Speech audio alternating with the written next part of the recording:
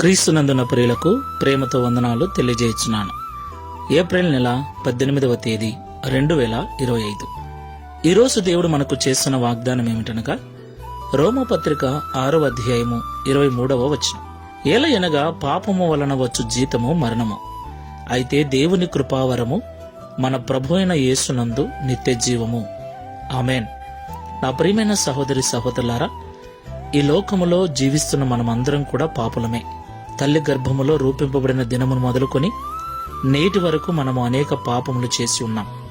ఎవరు ఒప్పుకున్నా ఒప్పుకోకపోయినా ఆదాము చేసిన పాపమును బట్టి మనమందరము కూడా పాపములోనే పుడుతున్నాం, పాపములోనే పెరుగుతూ ఉన్నాం.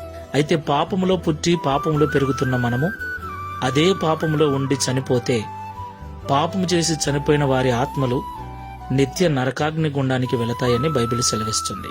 అలాగ దేవుని పోలికలో దేవుని స్వరూపమందు చేయబడిన మనము పాపములో చనిపోక మునిపే ఆ పాపము నుండి విడిపించబడి ఆ పాపము నుండి విడుదల పొందుకొని ఆ పాపములకు క్షమాపణ పొందుకొని నిత్య జీవము చేరటమన్నది దేవుని యొక్క నిత్య సంకల్పమై ఉంది.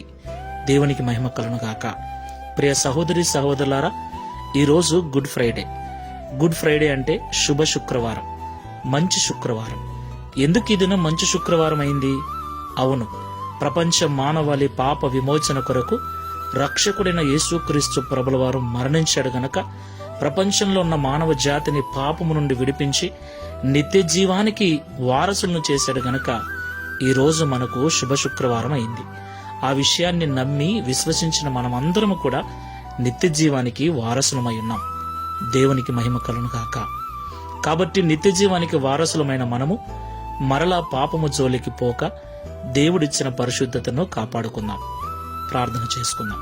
పరిశుద్ధమైన తండ్రి, ప్రేమ స్వరూపుడమైన ప్రభువా, పరిశుద్ధమైన మీ నామమునకు స్తోత్రములు చెల్లిస్తున్నాం.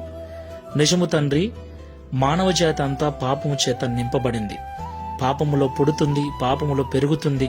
అయితే పాపములోనే ఉండి చనిపోకుండా మనుషులను పాపం నుండి విడిపించటానికి నరావతారిగా భూమి మీదికి వచ్చి ప్రపంచ మానవాళి పాప విమోచన కొరకు శిలువలో మరణించిన దినం ఈ దినం. ఈ నీ మరణ దినాన్ని శుభ శుక్రవారముగా జరుపుకొనుటకు మాకందరికీ మీరు ఇచ్చినటువంటి విశ్వాసమును బట్టి స్తోత్రాలు.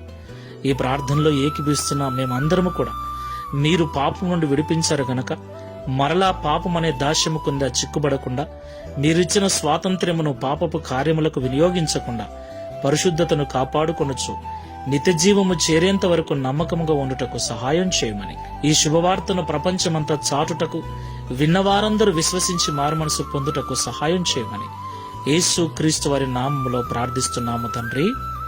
Amen. Praise the Lord. God bless you.